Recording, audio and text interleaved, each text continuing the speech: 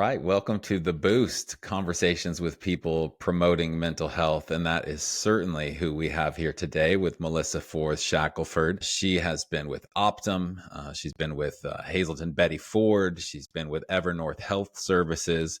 And certainly you probably recognize all three of those brands and organizations and the work they're doing in and around the space. So I am just thrilled to have a conversation today with you, Melissa. How are you doing? I'm great, Steve, and I am so looking forward to our conversation. I think I've told you I've watched so many of your podcasts. I feel like we're old friends already. Yeah, I can't believe it either. I feel like I know you from LinkedIn, but this is really one of the first times we've been able to talk live in person through video. But you have been an amazing connector, and I love to connect too. I don't know. I call that one of my superpowers. I don't know. Yeah. You must have that in your bag of tools because you've been sending people our way that have been so tremendously valuable and interesting and it's been in the context of the mental health marketing conference, which I run and is coming up in September. But yeah, thank you for just connecting us with your network. I tell you, that's one of my favorite things to do, especially in behavioral healthcare, because all of us really need to know each other. When you think about it, what we're doing is we're making sure people understand that there's life-saving care available. And so everyone who can possibly refer someone to the right care needs to know each other. Yeah, absolutely. Yeah, totally. I hope to repay the favor sometime, connect you with my network too. But you're a healthcare marketing executive, C-level marketing strategist, and I want to get into some of your passion and some of your interest in the space around stigma. And especially stigma, I think, is where we start. But before that, we always do two questions. So I want to give these to you to answer. It's the virtual hug and the shameless plug. So the virtual hug is tell us somebody or something you're thankful for today. So I'm going to ask if I can do two. Do So, it. and this is, so gr- I do a gratitude every day as just part of my daily practice. But I have to say there's two today, and one is just from a personal standpoint. Last weekend was my birthday, so I have to say I'm very grateful for my family, for my husband, and I have three adult stepdaughters, and they just made it a wonderful birthday weekend. So I have to acknowledge that from a personal standpoint. But then from a more professional standpoint, for whatever reason, and you mentioned connecting people, recently I've had so many women in my professional network reach out for me to connect with their other colleagues or their people in their networks. And it's just been just coming out of the woodwork in the last couple of weeks. And I just have to say, I'm so grateful that I have this network of particularly female professionals across the board. And people are so, I'm always willing to have a conversation and then introduce them to the next person. And people are always so willing to talk to me. So I'm really filled with gratitude around my female professional network. Well, happy belated birthday, first of all. and and family comes up so often in the in that moment of gratitude. And I love that you have two virtual hugs. So you have your family, and then you have especially women in your professional network who are approaching you to have conversations, and you're so easy to talk to. It's like you get what you give sometimes, and so I can see that being the case for you. Is there a specific conversation topic that's come up recently? Are there trends that you're noticing in these conversations, or are people simply wanting to get to know you and the work you're doing, or is there something in the zeitgeist that is kind of, I don't know, that you've seen a trend in? Well, I'll say that there's a lot of women that are in transition right now. There's just a lot of folks in transition. And what I see, especially there's a trend on LinkedIn for people to be very open about being in transition. And so I think reaching out your hand for help is something that's becoming more and more commonplace. And you mentioned stigma. Maybe the stigma of being in transition is reducing these days. So people are more willing to say, oh, you need to meet so and so or so and so, and so something I always try to do is make sure I can make another introduction. If someone's been introduced to me, I try to make sure I figure out who in my network could I introduce them to. And frankly, people that sometimes I'm barely connected to or I worked with 15, 20 years ago, they're very, very open, particularly these days, to meet another connection. That's awesome. Yeah. Yeah, there's this growing awareness, I think, around imperfection, and that we don't need to hold ourselves to unreachable standards or have this polish around whether it's the resume that never has a gap, or there's just, we get it. Like, I think we get it. I think we've all kind of collectively been through some hard times lately, and hard times do have a way of providing opportunity to be more realistic and be more resilient. Both, it's all how we react and respond to sort of those challenges in our life. As long as they don't break us, we have an opportunity to strengthen. So yeah, I love that we can be real. And I think the imperfection is actually um net positive, to be able to talk about it as your personal brand and say, hey, I'm a human. That's actually what I am, is the thing that resonates most with other humans at their core. We all have our masks that we project and wear, but at the core, I think the truth is that we nod our head and say, ah, yeah, there's a fellow human that I can relate to. I love that you mentioned imperfection. I think that that's just that encompasses all of it. And it's one of the sort of unexpected gifts of the pandemic is that we all suffered some form of anxiety, depression, loneliness. And I think people understood that all of us are suffering in our own way. And I love thinking about it as imperfection. It's that we are all human. We all went through this experience and no one went through it unscathed. So I think that one really helped when we talk about stigma in the mental health arena. I think that was one of the unexpected gifts that we didn't know we were going to get out of a pandemic.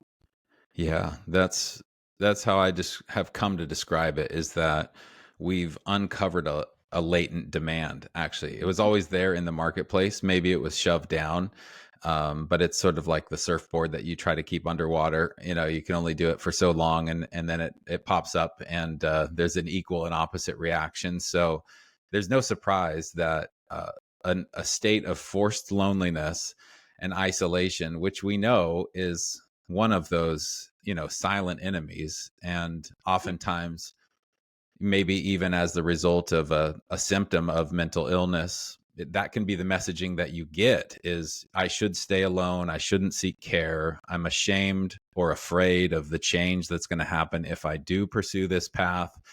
And yeah, however we can overcome that.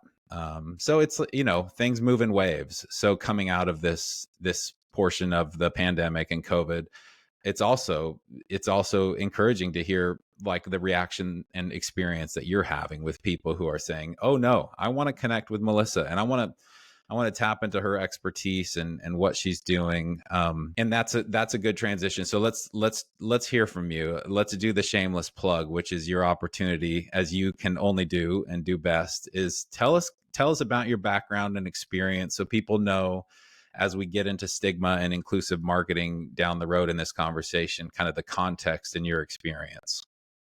So I will just tell you kind of a little bit about myself, and then I do have a shameless plug to make. But I've been really, really lucky to work for some very progressive healthcare organizations. And you said at the beginning, you said Optum, you said Hazel and Betty Ford, you said Evernorth Health Services, and looking back, even at Optum, when I was there, Optum had a behavioral health side, and they were really some of the first, one of the first organizations to bring data into behavioral health and start to show the importance of behavioral health, that it doesn't have to be off to the side. Behavioral health is really important, and the data showed that.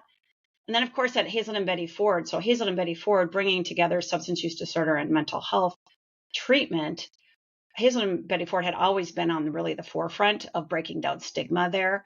And I mean, a lot of it goes back to Betty Ford. I mean, Betty Ford could have gone to treatment, gotten to her treatment for her substance use disorder and never told anyone. It could have all been, quiet, but she chose to make it public. And that really makes her one of the very first advocates to make it okay for women to get treatment and get care. And then at Evernorth Health Services, we've got some folks really on the forefront of bringing behavioral health into mainstream healthcare.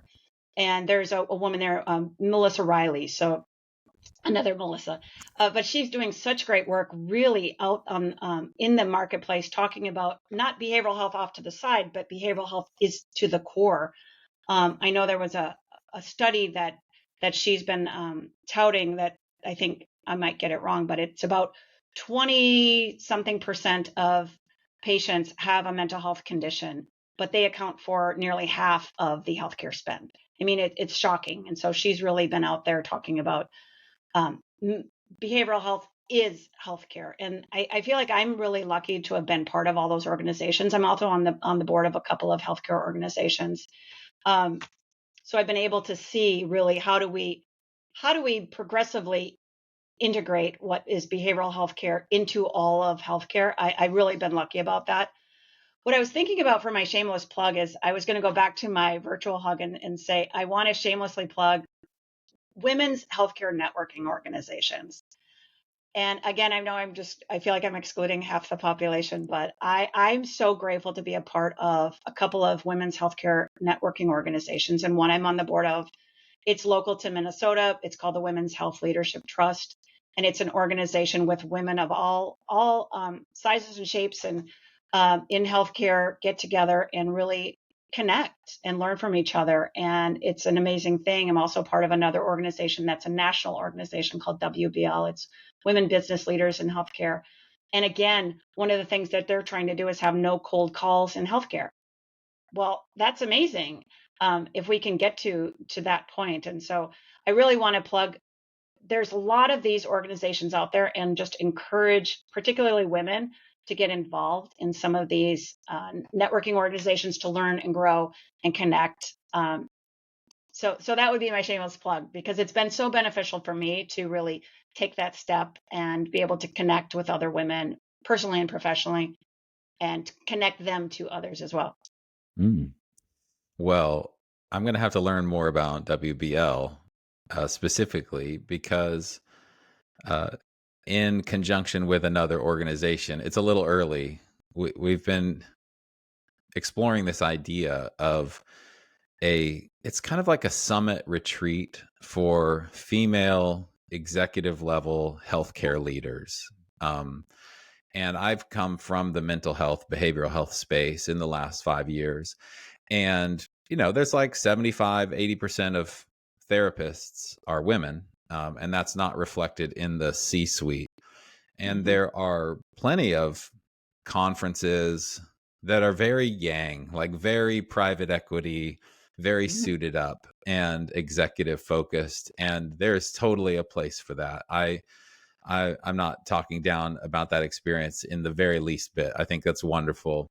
But there's also like I think a need for a counterbalance and a place for the female healthcare executive to do exactly what you're doing. So I don't want to recreate the wheel, but I would love to be um, instrumental in that goal. I love the idea of no cold calls in healthcare, and also the idea of continuing to develop inclusive, welcoming spaces for people to collaborate and to kind of get over the competitive mindset. It's one of the biggest changes in my life was to move from what I call the competitive path to the creative path. And creative meaning create things of value for people who need it. And almost everybody is in need. So it's not simply people struggling with social determinants of health, for example. It's people in the top floor executive office as well. But I love to hear more. I'm glad you did that shameless plug for WBL. I noted it. I'm gonna look it up after this.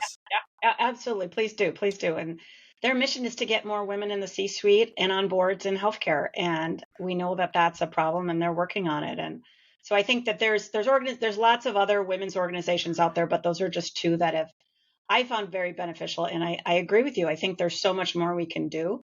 And particularly in behavioral health care, just because there is such stigma and it is so hard for people to take that first step, that I feel like we need to have much more collaborative environment than in any other industry. Healthcare in general, we should be supportive of each other and not competitive. But I love how you said it moved from competitive to creative. I think that's a lot. That's something that we can all take away. Hmm. Yeah, absolutely. Yeah, there's tons of opportunity, too much opportunity. So you mentioned, substance use disorder, and we were talking pre-call about the term mental health and how, there's no perfect word, there's no perfect term for everything we're dealing with behavioral health and SUD and mental health and talk therapy and coaching and all of it. There's a big umbrella. But there's also a big umbrella under this word, or over this word, stigma. And I know that's something you're passionate about. So I just open it up to you. Like, when you think about stigma in this space, where does your mind go? And where do you tend to focus on when it comes to that word stigma? So you used the word early on in our conversation about when you're thinking about people who are experiencing loneliness and maybe anxiety, depression during the pandemic, and said they were feeling so much shame that they didn't want to reach out for help. And that's where I kind of, shame is the big word I associate with stigma, that people feel so much shame about something that they want to keep it hidden. They don't want to talk about it. They want to keep it in the dark. And in healthcare, we have so many conditions that there is care available, but stigma prevents people from getting that care. And the fact that we could save lives if we broke down that stigma and broke down that shamefulness about different conditions, I feel like more than any other place, we need to, in healthcare, break down that stigma. It's almost like a debt. Like, Yeah. I mean, Carl Jung said, what you resist persists, and when I sat with he's a licensed professional counselor is what I went to, um, who helped me really tap into the emotional reality, into recognizing, accepting, and being with uh, an accurately defined emotion. And shame came up so Mhm. often. He would point over to this poster on the side of his wall. He'd be like, well, what do you think you're feeling right now? And once again, it's like, oh yeah, it's shame. And it feels like the way that I was sort of in debt emotionally. There's an interest to be paid on that, and it can compound over time, I think. So as we have a tendency to resist and push it down, I don't think it simply stays in status quo. I think there's sort of a compounding effect, I guess is the best way to say it, on our emotions. And so releasing on that and allowing that to safely, in a trusting environment, come to the surface and deal with it, and deal with ourselves, who we are today, instead of maybe the picture that we think we need to be, or our parents thought we needed to be, or whatever the definition of what we're projecting out there. Just to simply deal with the reality and be present with ourselves in our current state. That was a tremendously healthy shift for me. Yeah, and I think like you mentioned about kind of what other people think we should be, what we think we should be. There's this pressure from society to have this shiny happy facade that I'm shiny happy, I have a shiny happy family, everything is perfect. And that makes it even harder when you have to admit that there's a crack somewhere in it. And if it's that, you need glasses, oh okay, that's no big deal. I'm going to go get glasses. That's not a crack in my shiny, happy facade. But if I need care for substance use disorder, care for an eating disorder, care for a mental health condition, well, that, for whatever reason, even though there's care available for all those conditions, I may not want to reach out for help because that breaks the facade of everything is perfect, everything is fine. Yeah. Yeah. I mean, I look back a couple of generations, and I bring up the example of breast cancer. It's like hyper stigmatized for a while, and we've thankfully moved well off of that. Uh, and my grandma did have breast cancer, and my other grandma never had cancer, as far as I know, in her life. She was a nurse, and she smoked packs of cigarettes a day. And again, this was pre-call, but I'd love to bring it up because it was fascinating to me. You were talking about inclusive marketing and uh, sort of how we can judge smokers based on behaviors or addictions that we really don't fully understand how an addictive chemical or substance might react in somebody's life, given their upbringing and their nature and their nurture and their culture and everything. But we do love to find sort of a simple matrix that we can put people into. So I really appreciated your point. What would talk a little bit more about inclusive marketing and how we judge smokers, because that's fascinating to me.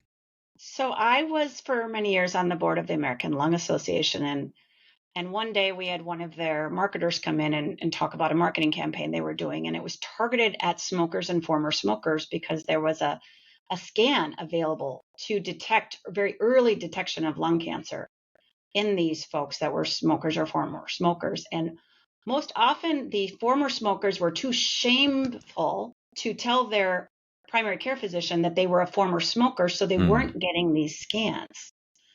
And oftentimes if they, get the question, do you smoke? They'd say no. And they wouldn't bring up, well, I did until, 2 years ago and I quit, because there's such shame. So what the American Lung Association did, which I just think is bold and really just a fearless way to lean into it, they leaned into a very expensive, very expansive campaign targeting smokers and former smokers, letting them know that there is this life-saving scan available for early detection for lung cancer. So often, even at the American Lung Association, people will separate lung cancer into smoking related and non-smoking related. And that just further stigmatizes the smokers and former smokers. But what the American Lung Cancer did, which I feel like they just said, stigma, we're throwing it out the window. They were speaking directly to those folks. You're a smoker, you're a former smoker. Let's celebrate that you're a former smoker, but you still need to get a scan, because you still could very easily get lung cancer. Hmm. But there's early detection available. It was called Saved by the Scan. You can Google it if you're a former smoker. That isn't talking to your primary care physician about what your options are. The Saved by the Scan website is great. But it's really, they could do, American Lung Association could do all sorts of different campaigns, but they leaned into that one, even though people judge the heck out of smokers, especially if there's a smoker with lung cancer that is so stigmatized. But it's nicotine, we all know, is very highly addictive. And so these are folks that are using a highly addictive substance, and they're very, they're candidates for getting a scan like this to have that early detection. Hmm. I just love it. I think it's bold, and I think more people should do that. The other example I'll just give you a quick is around HIV/AIDS. That HIV/AIDS, which used to be and still is very stigmatized, but now you see advertisements all over TV. So I feel like these these drug manufacturers with life-saving care available, they're saying, to heck with stigma, we're going to go right on TV and advertise in the middle of NFL football games. I just love that. I love that they're saying, we're going to jump right in. And by doing that, they normalize all of this. They normalize all of these different conditions. Hmm. That makes me think of one of my favorite authors, Nassim Nicholas Taleb is his name, and he's written some books, Anti-Fragile, and a book called The Black Swan. Not the ballet story, but a story about how there are unknown unknowns in our life. And he has this turn of phrase, and I want to use it carefully because it's a turn of phrase. It's not totally inclusive, but he says it's not the crime, it's the cover up. And I'm not suggesting that smoking is a crime. What I'm suggesting is that this phrase is applicable because of the smoker who goes to the doctor and feels like there's been this behavior that is shameful, or there is this thing that I shouldn't have done but I did it. And that's what I would term as the quote unquote crime in our own minds. But the challenge is the cover up. So then, because we're in the office talking to the doctor who's there for our health and we haven't been healthy, what we say is, I'm ashamed of talking about my past behavior and my decisions. And that's where the problem is. That's where the scan could be so life-saving for people, but because we can't talk about it or don't feel comfortable talking about it, that's the real problem, is that we can't move into early detection because we're just simply not embracing the current reality. Absolutely. That just goes right to the core of stigma in healthcare. It's that shame that prevents people from reaching out and getting the life-saving care that they need. Whether it's smoking, 100% that's the case in much of behavioral health, as well as other conditions. We're having some breakthroughs right now with obesity because of a lot of the Ozempic and all of the drugs in that category that can help people who people with obesity. But that's all, something clearly that's very, very stigmatizing. But we're having a conversation about obesity in the United States now just because of Ozempic and Wegovy and all those drugs that can bring life-saving care. Hmm. Hmm. Yeah. Um, yeah, I haven't tracked that too much. It's been on my radar. I don't know too much about that conversation or the medication. But I'm glad to hear that, for people who have identified obesity as something they want to, you know, um, counteract or whatever, that there are medical innovations happening. What you mentioned Optum and sort of the data driven approach. In your work, what do you see? Where do you see us still needing to kind of fit data into the decision making and the marketing that we're doing to bring people in who might feel excluded? Are there some projects you've been a part of, or some trends that you're seeing to bring some data in, or maybe some gaps in the data that we need to fill? Yeah, so Evernorth Health Services has actually done quite a bit of research in this space. I mentioned before some of the studies to really show about the costs Hmm. of untreated mental health conditions and obviously substance use disorder, the cost to all of healthcare and the impact across all of healthcare. And so I think that's one of the ways we get the health systems, the healthcare providers, the payers in particular, to pay more attention to these conditions, because oftentimes they're not covered as well as they possibly could be, or they may not know about their coverage. And so the costs, there's been a lot of research, I think, into the costs and the impact. The one I mentioned briefly before, which I just think is really telling, is that it's about 22% of patients have some type of mental health condition, but those particular patients make up almost half of all healthcare spend. So that just tells you that that their mental health conditions are impacting so many other things. And there's the biggest problem we have in behavioral health is that we're calling it behavioral health and we're setting it off to the side and not Hmm. realizing that this impacts all of healthcare and all healthcare conditions. And so that's one of the things that I think is going to actually help us in sort of mainstreaming behavioral health, is the fact that it impacts the costs across the board of all of healthcare. So Yeah. that one makes me really happy. And a lot of the research being done there is looking at the costs.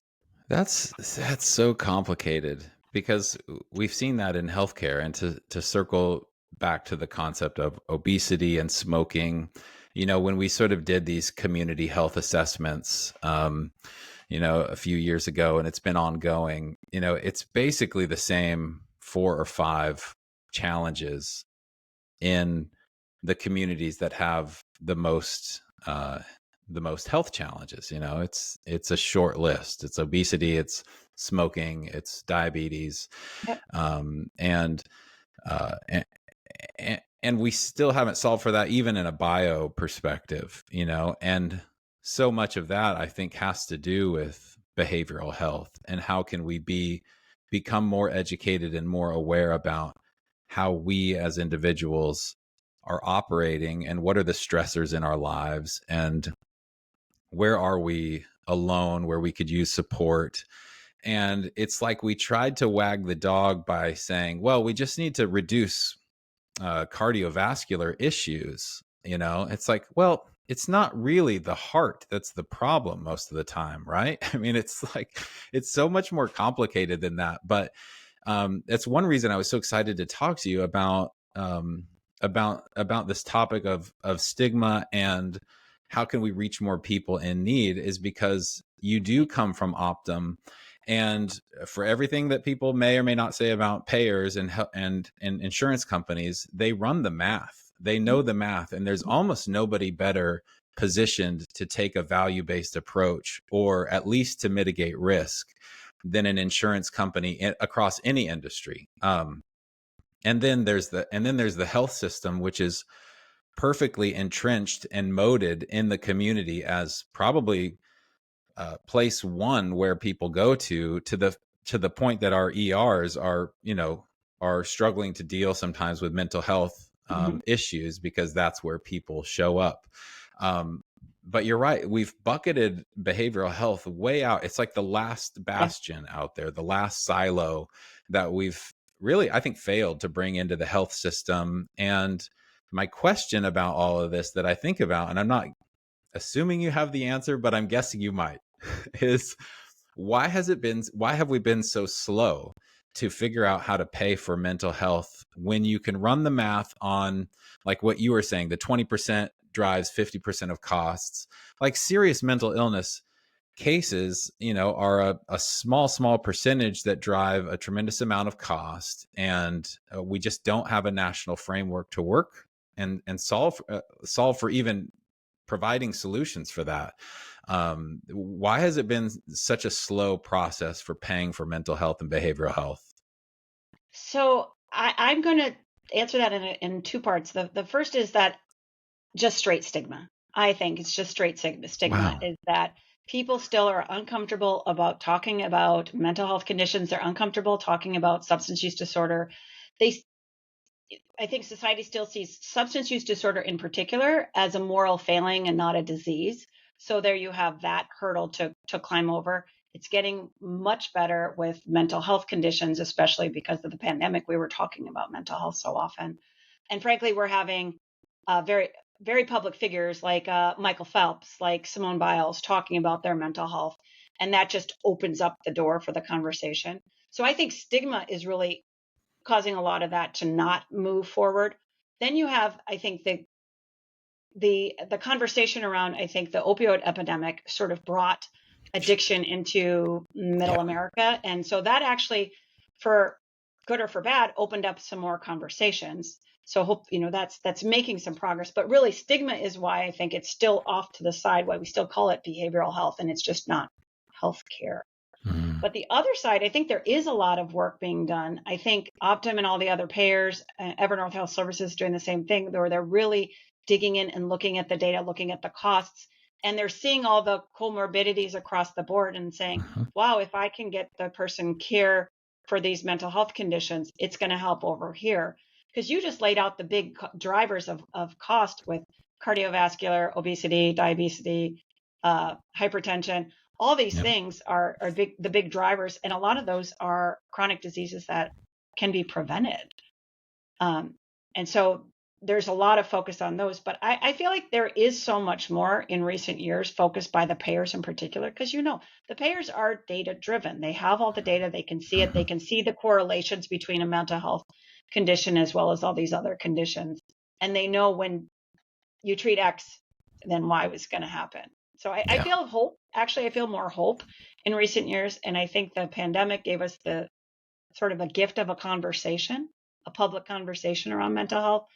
And the opioid epidemic also has given us the gift of a conversation around addiction to some extent, because it seems that this is just my opinion. It seems that people think, well, the opioid epidemic is kind of accidental. People they had a surgery and they got accidentally hooked on the pain meds versus the moral failing of just substance use disorder. And so there's a lot of stigma there we need to break down, but at least we're having conversations that we didn't have in the past. Hmm. Yeah, I had a college roommate who just totally, yeah, I mean, salt of the earth kind of guy. Got hooked on opioids after a surgery, and yeah, you do see that. And he died a few years ago, super early, and it's sobering because that literally, in my understanding, literally changes the wiring in your brain. Once it gets in there, and it's similar to our bodies, but our words matter because we don't say I am diabetes. We say I have diabetes, but we say I am an addict. It's not that I have addiction challenges, or there's no more nuance than that, where we define ourselves based on, I think you're right, it's probably shame and stigma that's driving a lot of the way that we like to identify ourselves or other people in instances where we feel like they should have done something differently, where there's this finger wagging rather than, oh, well, this happened to you. You spun a big giant wheel of luck and you landed on the unlucky spot, and we're sorry about that. And we can come in and care for you and pay for your medical bills because of that. So um, not imagining we can solve it today, but I No, but appreciate your perspective on it. I think that language is one of the ways that all of us can help break down stigma. And it's exactly what you said. It's separating the person from their condition. So you're not saying he is an addict, he is a person with substance use disorder. And in fact, substance use disorder versus substance abuse, you can see the judgment in the two. One is a disorder, one is a health condition, one is judgment. So it's the same thing with schizophrenia. He is not a schizophrenic, he is someone with schizophrenia. And Mm-hmm. it's very using person-centered language, separating the person from their condition, and stopping using terms like he's suffering from addiction. Mm-hmm. He's afflicted with this disease. Those are really negative and really judgmental. If we can start to separate the person that they have a health condition, they're not a bad person. Like you said, it's spin the wheel of luck or what have you.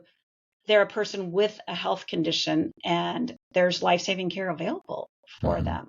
And it's something all of us can do. And all of us, especially for the folks following you for your mental health marketing conference, it's all of us in the field of marketing and communications around healthcare. We could just be cautious on how we talk about things, because if I have cancer, I'm not going to be ashamed to go and tell people that I am getting care for my cancer, or I'm not afraid to talk to my doctor about it. But if I have some type of behavioral health condition, or a loved one has one, I'm going to be ashamed, or I could be ashamed, and not talk about it. So I'm going to suffer in silence. I'm not going to talk about uh, the condition and my concerns, or not reach out to get the life-saving care I need. Mm-hmm. It's something rather, I think it's pretty simple. It's just the nuance in the language. Hmm. I'm optimistic too. I feel like we are, slowly spiraling upward, and um, into greater and greater awareness. Conversations like this much more commonplace, compared to maybe 10 years ago, where we certainly don't say, "I am cancer." I am schizophrenic. I have these things. I'm dealing with these things. The committed suicide language is another one that we can point to. I attempted to commit suicide, quote unquote. Has so many things that are just misleading, as part of the language that we use. So thanks for the work you're doing, especially around including people as humans who, certainly have complexities, comorbidities, Yep. social determinants of health that are too complex to say there is one model for this based on who you are. I can fit you into this definition. So just to throw that out altogether, like the American Lung Association did, and like you're doing with your work around destigmatizing our language and inclusive marketing. I think that's wonderful work. And thanks for coming on the show. I'd love to do this again with you. At some point, I'd love to book you to come to the conference, Yeah. and talk more about this with our attendees. I know they'll value it, but certainly here online, I appreciate your perspective. Oh, I appreciate that you're willing to have this conversation and to talk about stigma and stigmatized conditions.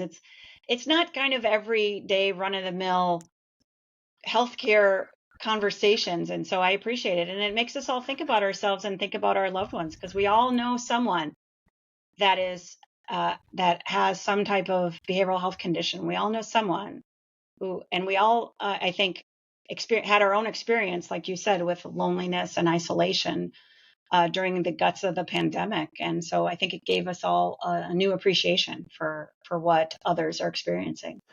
It did. Yeah, I wasn't fully aware of what was happening at the time, but when I went to talk therapy and counseling, what I really realized my passion truly is helping myself first and helping people where possible, to claim agency.